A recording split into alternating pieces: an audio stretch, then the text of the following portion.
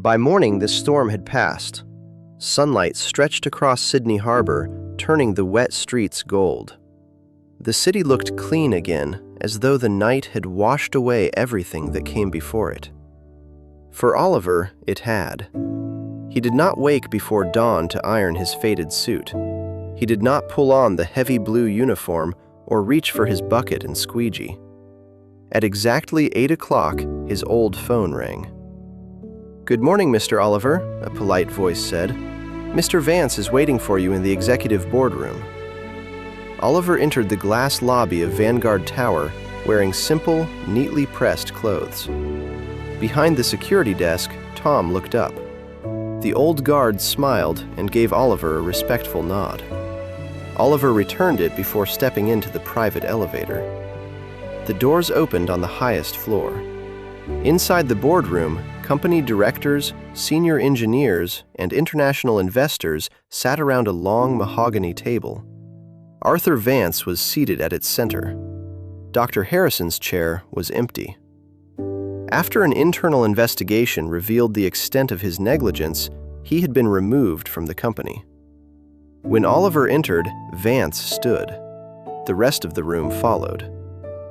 "Ladies and gentlemen," Vance said, "this is the man who saw what the rest of us missed." Oliver glanced around the room. Only days earlier, people in that same building had laughed when he opened his notebook. Now, no one was laughing.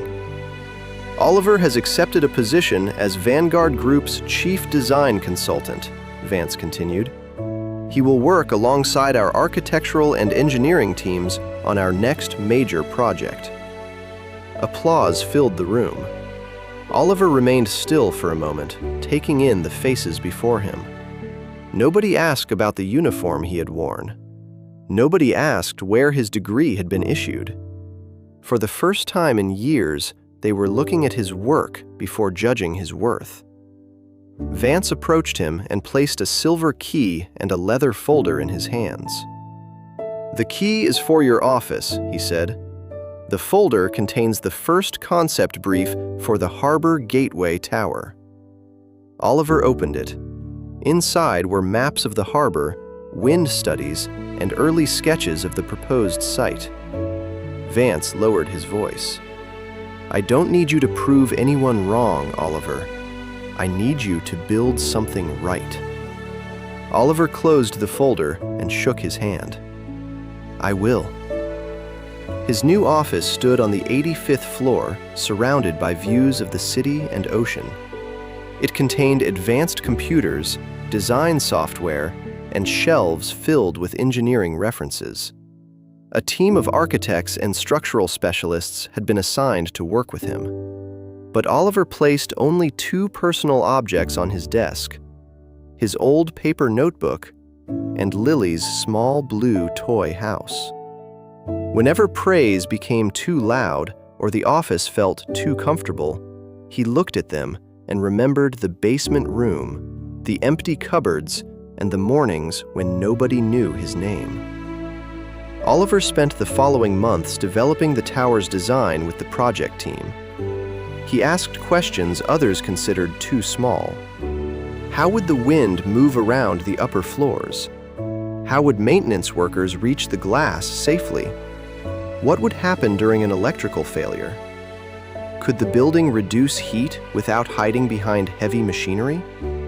He listened to engineers, laborers, cleaners, and technicians because he knew that people working closest to a problem often saw what executives overlooked. Under his recommendation, Vanguard upgraded safety equipment for its maintenance crews. Window cleaners received better harnesses, health coverage, and improved wages. Oliver never announced these changes publicly.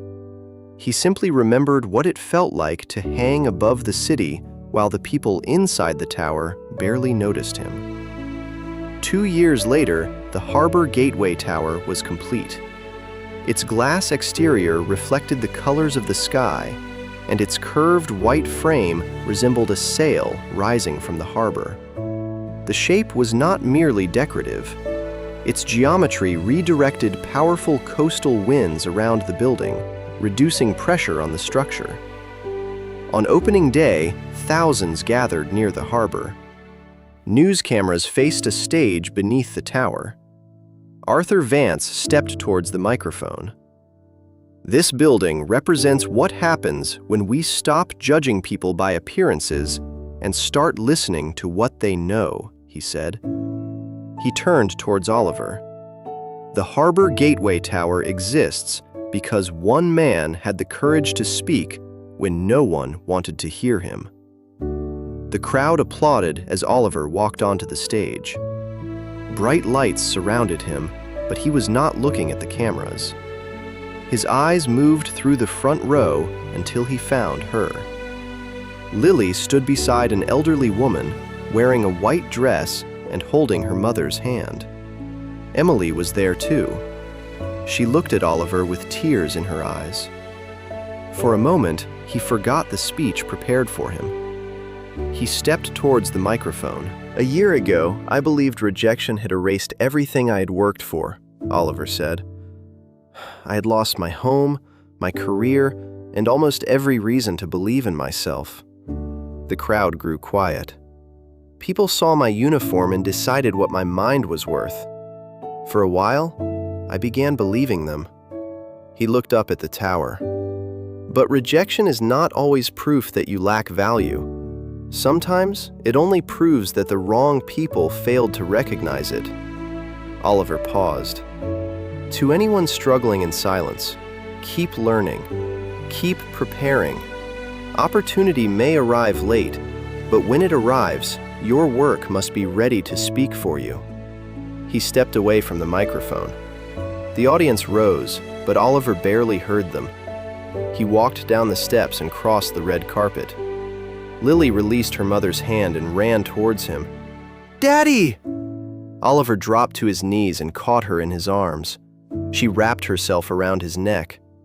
"I missed you," he whispered. "I missed you too." Oliver held her tightly, closing his eyes as her small heartbeat pressed against his chest. Then Lily looked beyond him at the shining tower. "Did you build that?" Oliver smiled. "A lot of people helped me. But it was your idea." He looked at the tower, then back at his daughter. "It started with a little blue house." Lily grinned and hugged him again. Emily approached slowly. She placed one hand on Oliver's shoulder and said nothing. She did not need to. Oliver stood and reached for her hand. Above them, the Harbor Gateway Tower reflected the afternoon sun, rising over the same city that had once ignored him. Oliver had spent years cleaning the windows of buildings designed by others. Now, across Sydney Harbor, stood one that carried his vision. Temporary rejection may delay your journey, but it does not define your value. Keep learning, keep building, and when the door finally opens, be ready to walk through it. Subscribe to Risepiration for more stories that break you and lessons that rebuild you.